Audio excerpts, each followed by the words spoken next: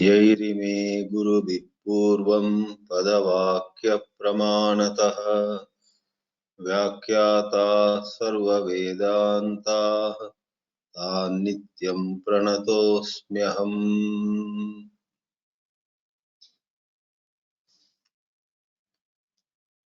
In this session of the webinar, we are going to consider the topic, the role of intellect in self-inquiry. The question arises because at many places in the Upanishads, it is said the pure self, which is to be known through self-inquiry, is beyond intellect. Yato vācho nivartante aprapya manasā saha is the famous oft-quoted statement from the Taittiriya Upanishad, Brahman and the Valli. The statement means Brahman or the Atman, the pure self, is something which speech and mind cannot attain. Literally taken, the line yato vācho nivartante aprapya manasā saha means Brahman is that without attaining which speech and mind return empty-handed as though. So if this ultimate truth is beyond thought and word, then why exercise our thought at all? Why exercise, call it the mind or the intellect, manasā or buddhi? In this context, they are used together. They are one thing. However, it is interesting to know that in the Upanishads again, it is said, manasā eva idam aptavyam. Kathopanishad says in the second chapter, first Valli, 11th mantra, manasā eva idam aptavyam neha nanasti kinchana mrityoho samrityum apnoti yaiha naneva pashyati. This truth has to be obtained, prapaniyam, only through the mind. So one statement in Taittiriya says it is beyond the reach of mind. Another statement in the Kathopanishad says it is only through the mind that we can attain Brahman. This is where Āchārya Shankara clarifies. Ordinary mind certainly is incapable of intuitively seeing the ultimate truth. The mind refined through Agama and Āchārya can indeed know Brahman, not as an object, but the mind drops all false ideas, and when one is free from all this asadgraha, when there is negation, neti, of all false concepts, one knows one's true nature, and the mind plays a very prominent role in this. Pujya Swami Chinmayananji used to explain this matter with the illustration of the pole vault. The athlete takes that long pole, runs a distance, plants it on the soil, with the help of that pole, goes to a great height, and then at the right point, just drops that pole behind and crosses the horizontal pole or stick that has been kept at a certain height. He crosses or she crosses it, and beautifully lands on the other side. What is the connection of this illustration with whether the mind has a role to play in self-realization? It is like, what role does that pole have to play in the matter of the athletic event? The pole indeed helps the athlete to go to that great height, and then at the last lap or in the last stage, the athlete abandons the pole. Here too, the sadhaka abandons the thought.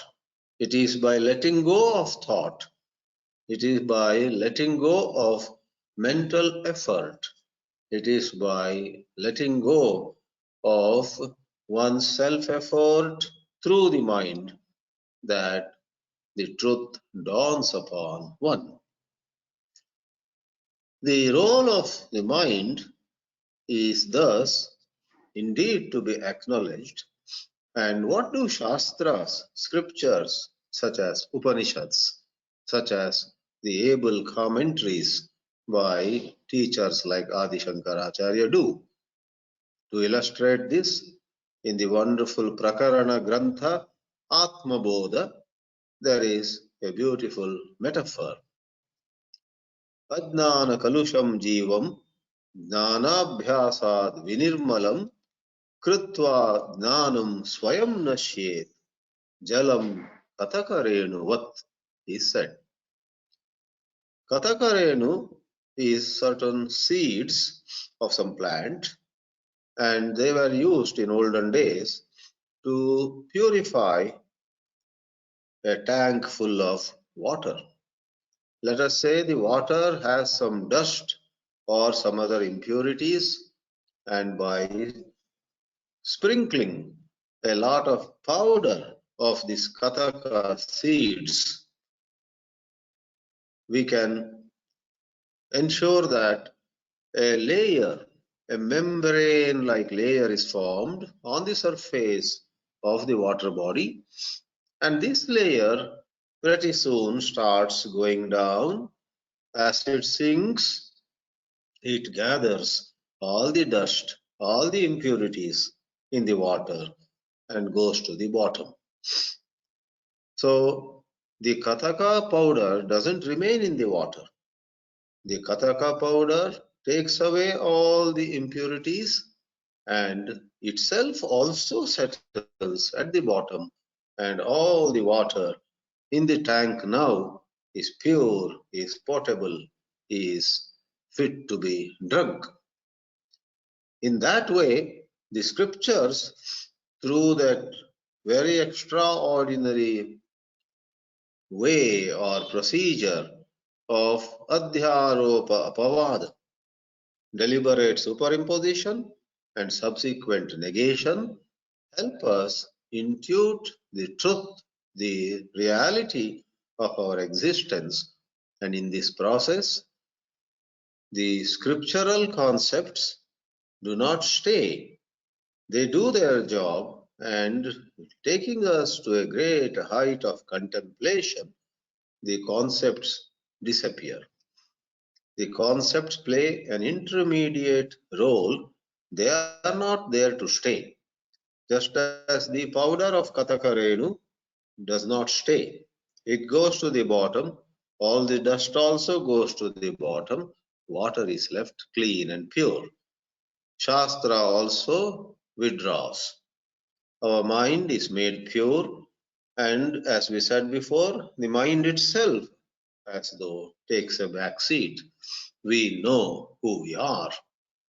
Therefore, call it mind, call it Shastra, all of them play a role, but we are in no way saying, we are not at all claiming that Brahman can become the object of Shastra or object of mind, object of the intellect. Brahman can never be objectified. Therefore, statements like the one in Kena Upanishad, Yan manasā na manute, yenahur manomatam, stand uncontradicted. Yan manasā na manute means that which the mind cannot grasp. That is not contradicted when we say manasai vedamaptavyam, for the mind is never going to objectify Brahman. The mind which has been purified by Agama, that is Vedanta study, and Āchārya, the instructions and the clarifications supplied by a competent teacher.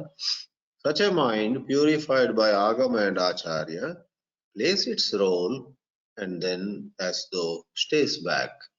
One knows when one knows.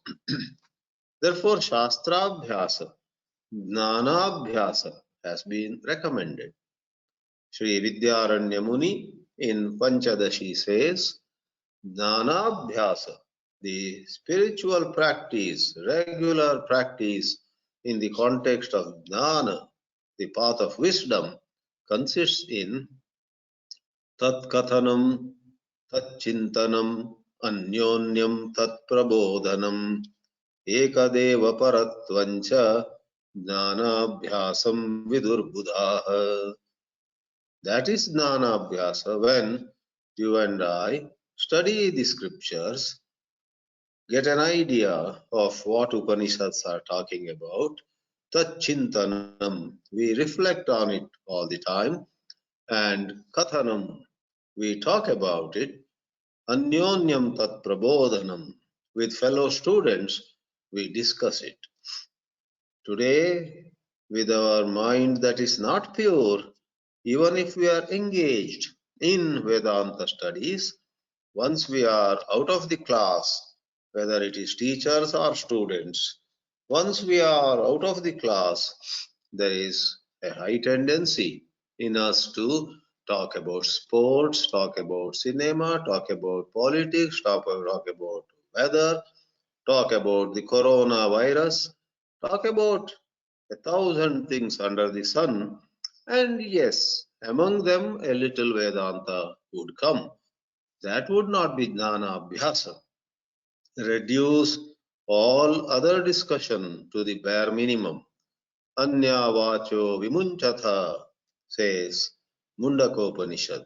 Give up all other talk or keep it to the bare minimum as is required by duty and talk more of Brahma, talk more of the Upanishadic teachings, dwell on the Upanishadic revelations, study the original mantras, or go over Shankara's translation, or to be more precise, commentary, bhashya, and then you will find that this Jnanabhyasa will cure you. In Atma Bodha, it is said, Evam nirantarabhyastha brahmaivasmiti vasana harati avidya vikshepan rogan iva rasayanam. Rasayana, medicine, removes diseases, ailments. Rogan rasayanam harati tadvadeva, in the same way, Brahma eva asmi iti vasana. The understanding I am Brahman becoming stronger and stronger, clearer and clearer, free of doubt, which happens in nirantara abhyasa, evam nirantarabhyastha brahmaivasmiti vasana harati avidya vikshepan. Error and various other confusions arising from that fundamental perceptive error are all removed. Avidya vikshepan harati abhyasaha, or evam abhyasta vasana. Just as medicine removes diseases, it is said that as our practice, as our jnanabhyasa takes us to greater and greater heights of understanding, in a manner of saying, the word height is not used literally here. It is not to be asked how many feet high we should go, How many meters high should we go? And so on. Don't bring this expression height into a literal scenario. These are all aspects of a language. Relatively or figuratively, height means something which is ordinarily not possible. Height of contemplation. Ordinarily, you and I may contemplate a little bit. That itself gives us some happiness. But height of contemplation is where the clarity is much more. Doubts are much less, if not zero. So, at this height, what happens is there is clarity, and it is said in some Prakarana Granthas that when the intuition takes place, when seeing takes place, then though the mind is not the instrument as such, all the same, when all false ideas are dropped, the mind does assume certain form. When thought arises in the mind, a thought accompanies that flash of understanding, and that thought has been named Akanda Akara Akarita Vritti. Akanda Akara Akarita Vritti. Akanda means unbroken, undivided. Akara is form. A thought of the form of the undivided pure self. Presently, you and I have a thought, I'm short or I'm tall. I'm tall and that other guy is short. I am rich and this other lady is poor. I am learned and somebody else is illiterate. Or somebody else is so talented and I am nowhere near her. So this is division. Or leave alone this division or dividing line between others and us. There is division between ideas of ourselves by ourselves. How I was 5 years ago, how I am now, how I could be 5 years from now. In 2015, wealth-wise or health-wise or looks-wise or any other way, how I was, call it I1. In 2020, now how I am is I2. 2025, how I will be is I3. This is also a duality. I1, I2, I3. And typically all of us want to become better. I want to be better than how I was in 2015. I want to be even better by 2025, year by year, week by week, day by day. I believe in self-improvement, we say. Moment you conceive self-improvement, alas, sorry to say, from the Vedanta angle of view, this investment in self-improvement is guaranteed to postpone the flash of the liberating understanding. In the liberating understanding, there is no room for improvement or getting worse, no exhilaration or deceleration. For the flash of liberating understanding consists in appreciating our true nature as simply not available for improvement, simply not subject to increase or decrease. It is avyaya, it is akshara, it is imperishable, it is changeless. So what is this akandakara karita vritti? It is that thought, that vritti in the mind which reflects that peace, that understanding. It is the absence of any limitations. If even a 7 feet tall man says, I am 7 feet tall, nobody in this country is as tall as I am, wonderful.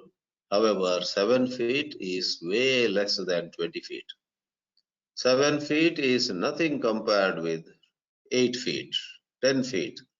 So, even if there is no man or woman that is greater than or taller than 7 feet, there is some pole, there is some pillar, there is something which is 8 feet or 10 feet high. Compared with that, you are short, you are limited. So that is a state of being limited, state of being shorter than somebody or something, and the state of being taller than somebody or something is all the jiva's lot. But Brahma is marked by neither tall nor short. It's not the object of any description.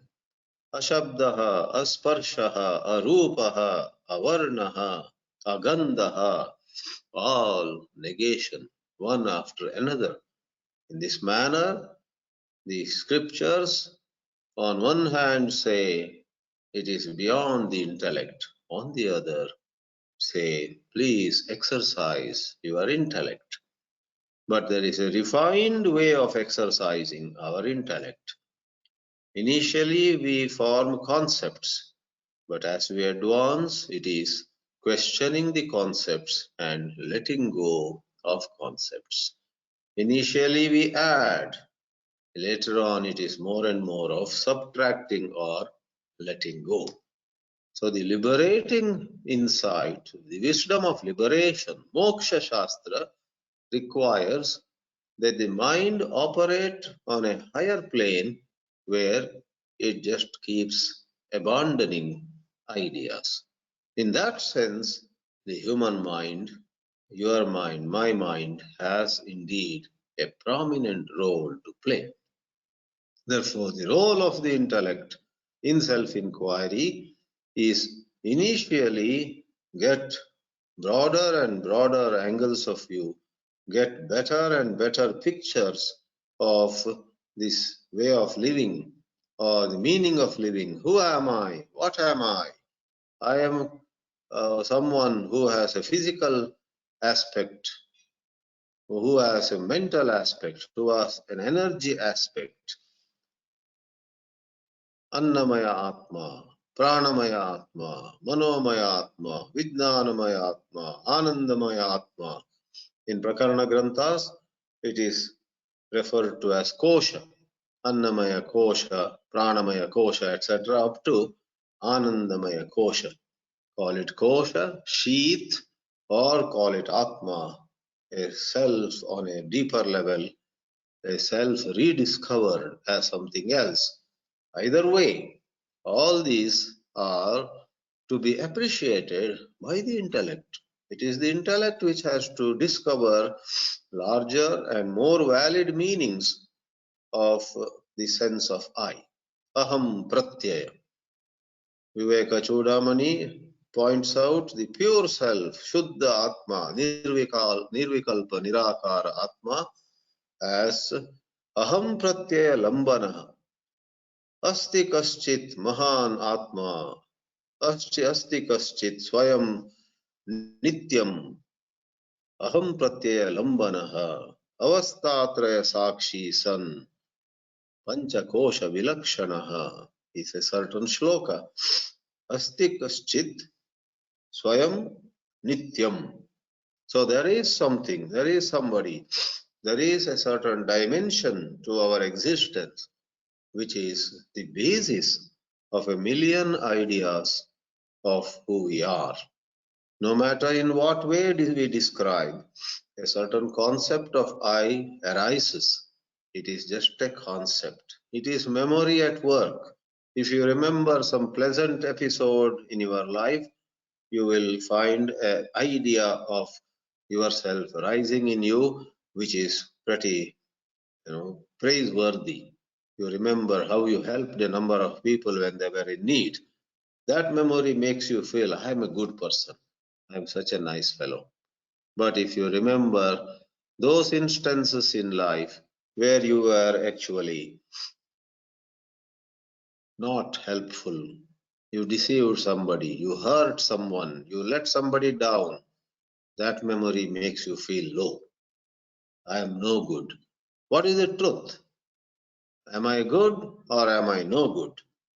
Vedanta says you are that to which good and bad, good and not good, or bad and not bad do not apply at all. In this way, this self-inquiry involves initially expanding the sense of I. where intellect has a role to play.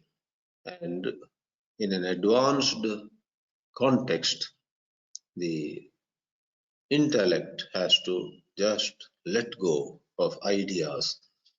That which is free of all concepts, that which is free of all ideas, is the pure self. In order to bring about that understanding, the intellect has to play the role. Intellect, which is holding these ideas, has to cooperate in the self-inquiry by dropping these concepts. It has to drop. If it holds on to those concepts, our self-inquiry will be futile, will fail.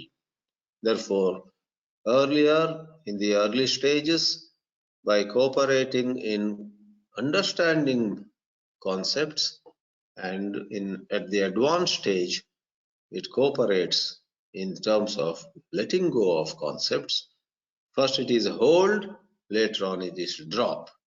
First it is grasp, later on it is let go.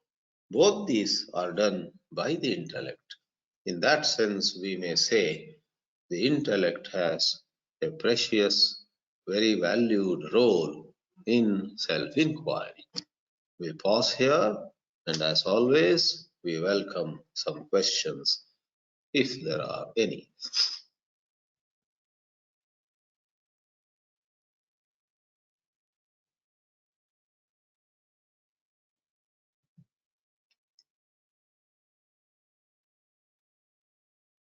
So, here is a question.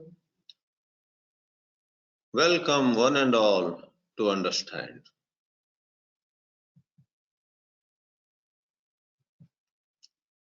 Do we really need the intellect for self-inquiry? Yes or no, or both? The answer is yes. It's not no. You need the intellect. Do we really need? We do need. And in human life, we are endowed with a very good, very effective intellect, very capable intellect. Manushya buddhi is capable. It is through the buddhi. Therefore, the Kathopanishad says, manasā eva idam aptavyam. So the answer is yes. Let's see who else has questions.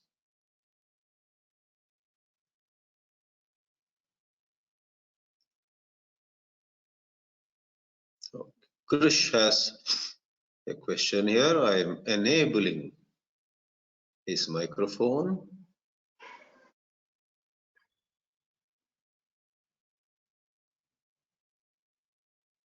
I think, did you self-mute?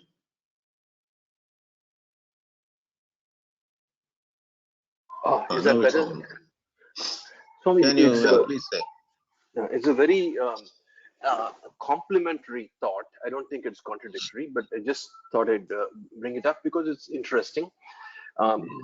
Either in your Arani spark or in something else. I follow Swami Ramana Maharshi's chat group, etc. Someone said meditation, in meditation, whereas you can use the intellect to ask questions, ultimately you should just ask who am I and not provide any answers and just wait. Yes. Which is a different perspective in terms of sequencing relative to intellectual questions. It's just a complementary question, complementary thought. I just thought I'd bring it up and ask your opinion.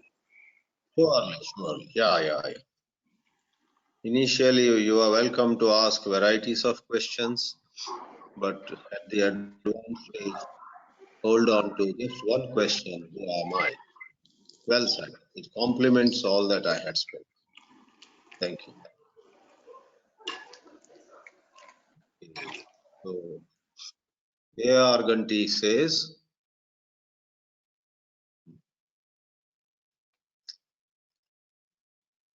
yeah. Please explain the roles of Chitta and Ahankara in aiding or impeding the manas and intellect in self-inquiry. All right. In Antakarana, They talk about 4 components: mana, buddhi, chitta, and ahankara. As regards self-inquiry, it is only the buddhi that has a role to play. Mana has no role to play, chitta has no role to play, ahankara has no role to play. At the most, they are standing behind buddhi. Buddhi is the one which examines and goes into the question, what is the nature of something? It is buddhi which says, this is short, that is tall. This is sweet, that is sour. So in self-inquiry, it is buddhi which is questioning, who am I? Am I this body? Am I this mind? Manaha is sankalpa vikalpatmika. Manaha has its oscillations. Chitta is memories. Ahankara is a sense of, I am conducting self-inquiry. They are just standing around the buddhi.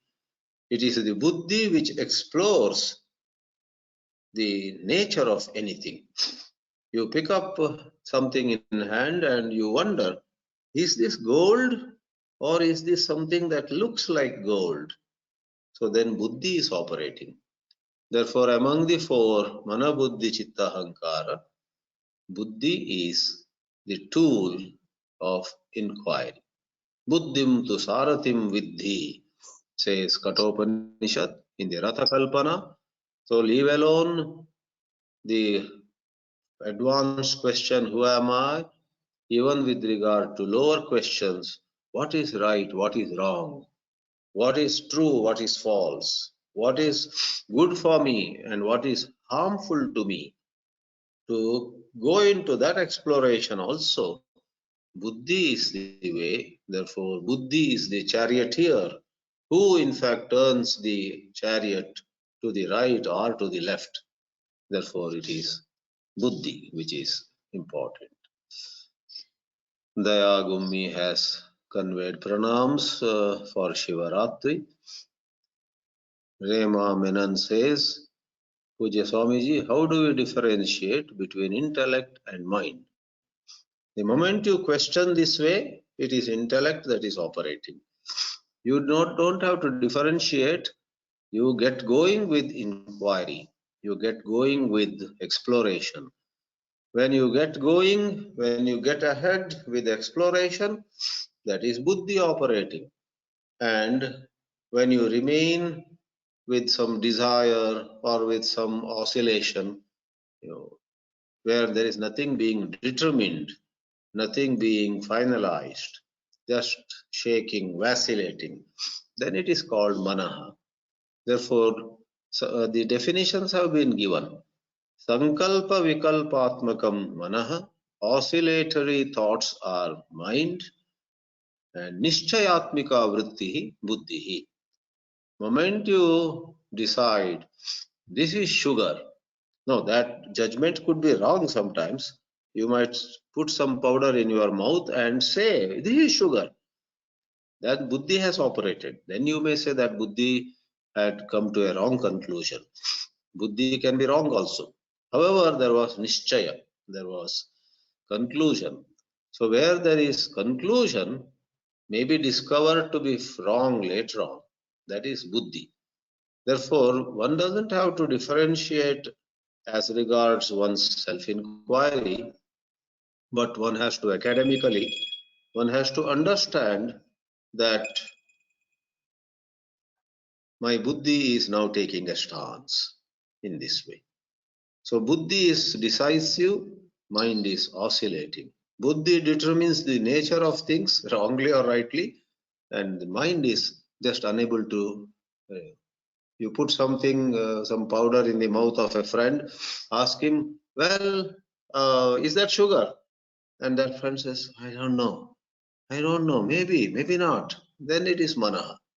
But if he says, you put sugar in his mouth, but he says with as though he has understood, this is of course salt. That is his buddhi, but the wrong buddhi. He did not figure out properly. So whenever it is decisive, it is buddhi. When it is vacillating, it is mana. Then you have Ravi Shankar. Can you please go over that akandakara karita vritti of your talk if time permits? Time doesn't permit much details, but we may say that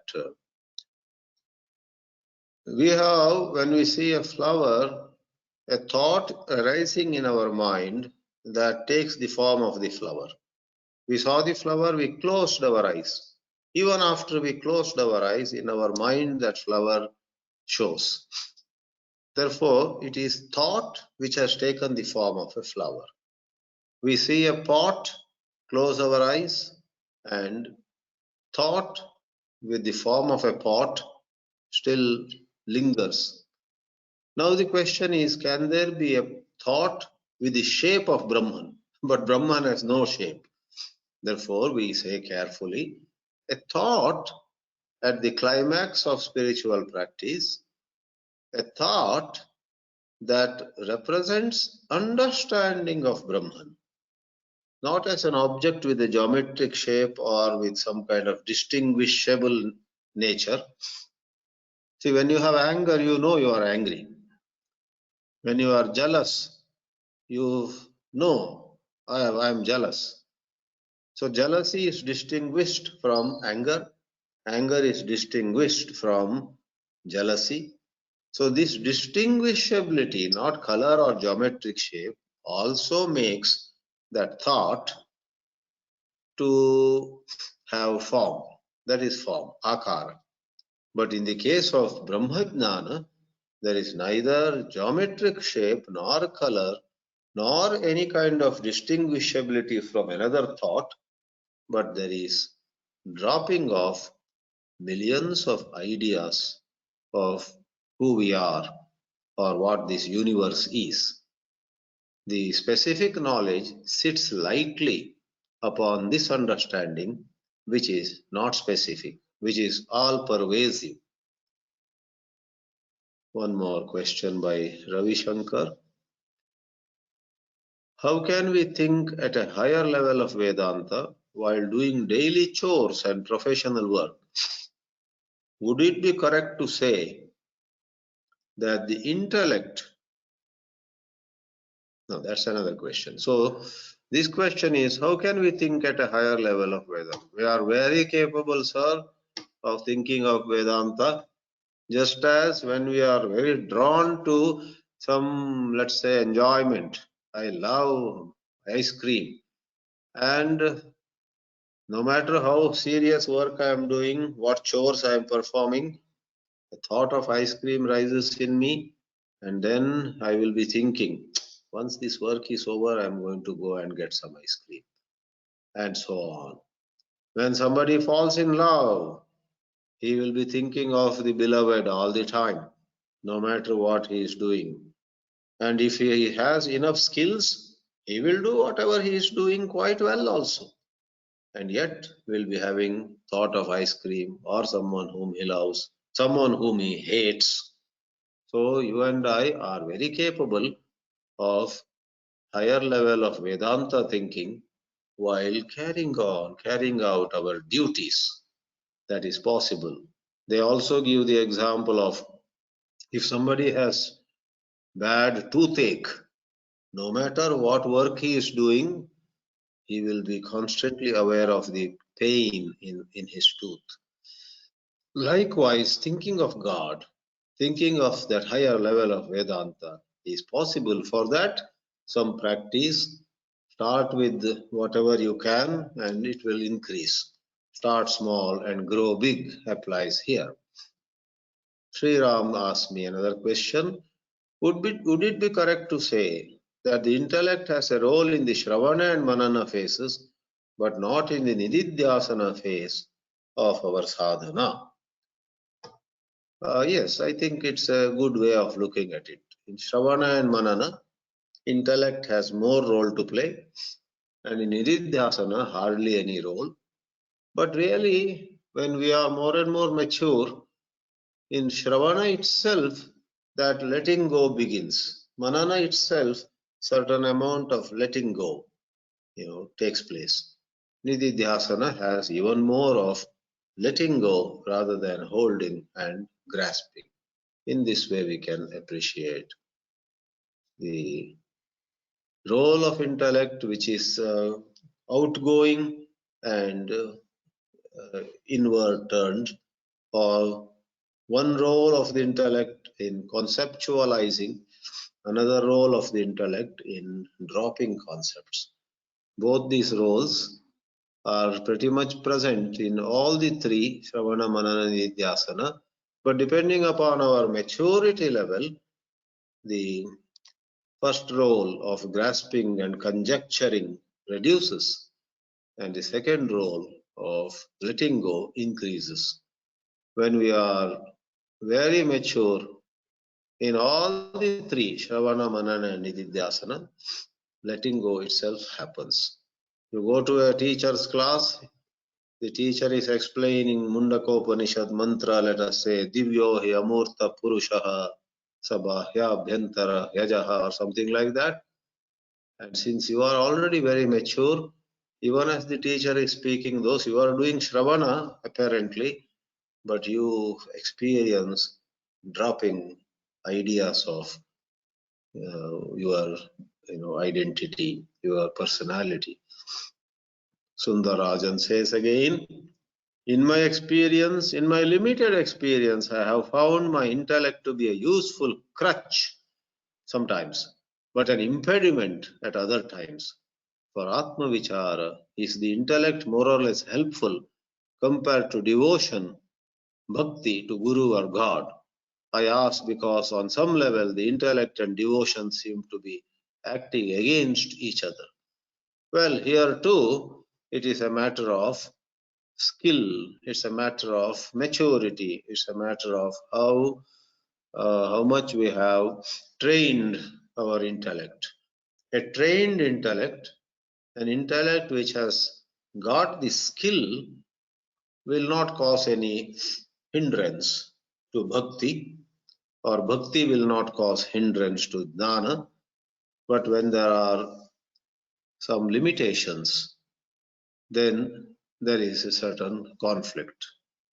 So, like in any other field, if I may give you a humorous example, a priest who is not trained yet in doing arati, when he is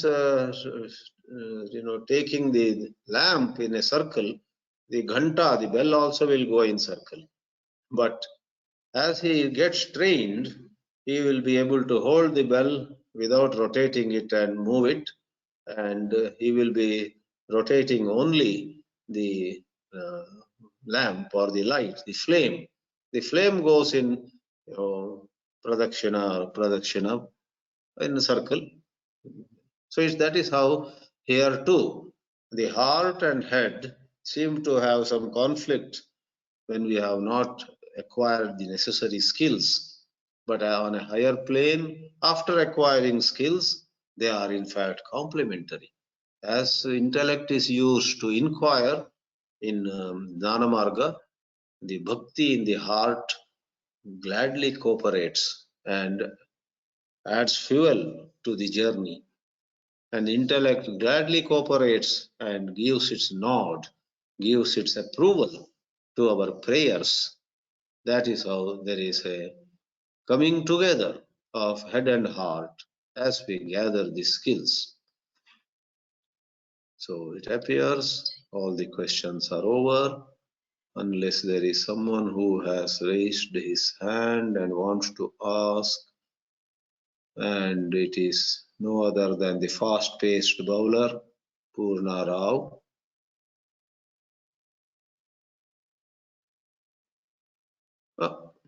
Now it should be, now it's on. Yeah, please ask Purnaji.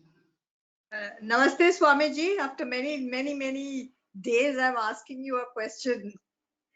Now the question I wanted to, first of all, let me tell you that example of the pole vaulting was absolutely fascinating, and it is and very apt too.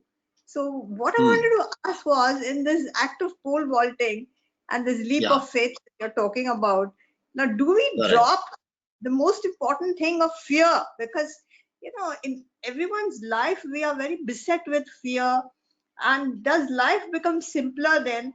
And the third point of this is, do we come back again and then do more pole vaulting, or we just remain where we are and once we have finished pole vaulting?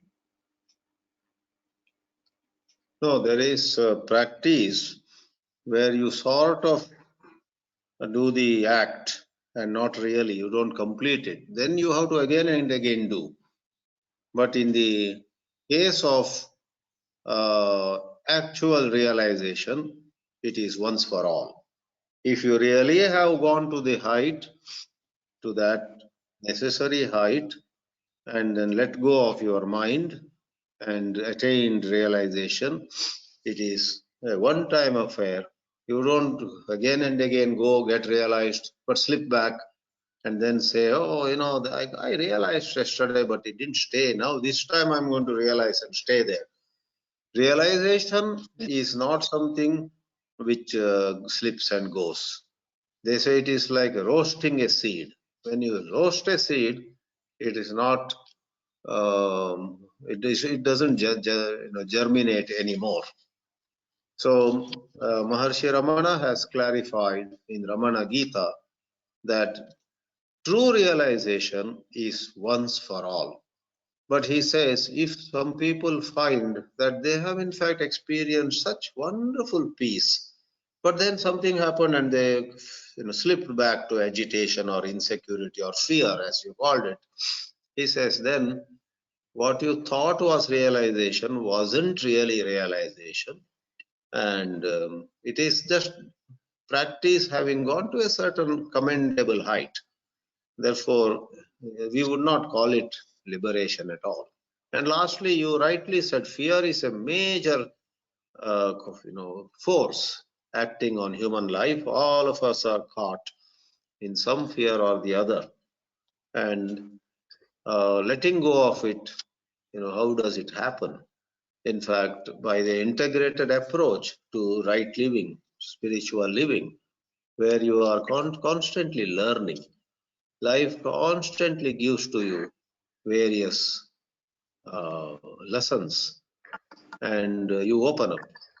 So as you open up and as you are ready to correct yourself, because many times we know we have been wrong and somebody has showed us we are wrong, but there is something called false prestige, something called abhimana, and something sometimes is laziness.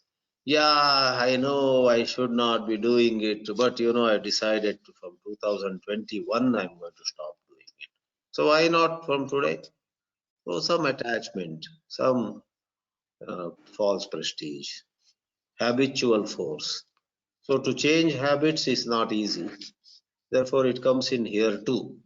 But the good news that I may give is, beyond any doubt, spiritual practice does remove our fear completely. It can be removed.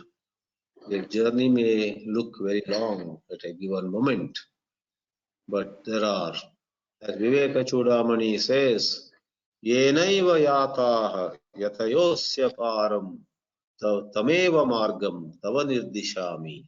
The teacher in Viveka Chudamani assures the student, don't be afraid, my dear student, ma bhishta vidvan tava nasti apayaha samsara sindhoho tarane asti upayaha.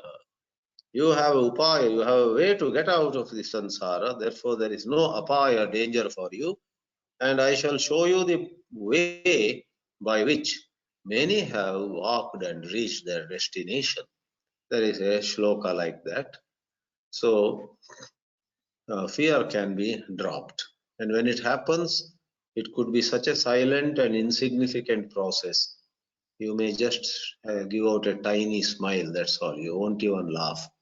You may just smile and say, yeah, now it is gone, in this way. It's a mystery. Life is a great mystery. But the good news that saints and sages share with us is there is a way out. We can get out of all this mess. Thank you, Swamiji. It was a wonderful lecture. After answering you, even I feel there is a way out for me too. So, look, like we all are a little better, more optimistic now. The person who presented the webinar and the people who heard the webinar, I trust all of us are in better mood now. That is the right time to close this webinar. Hari Om, Jai Gurudev, Om Namah Shivaya. Pranam Swamiji. Narayana.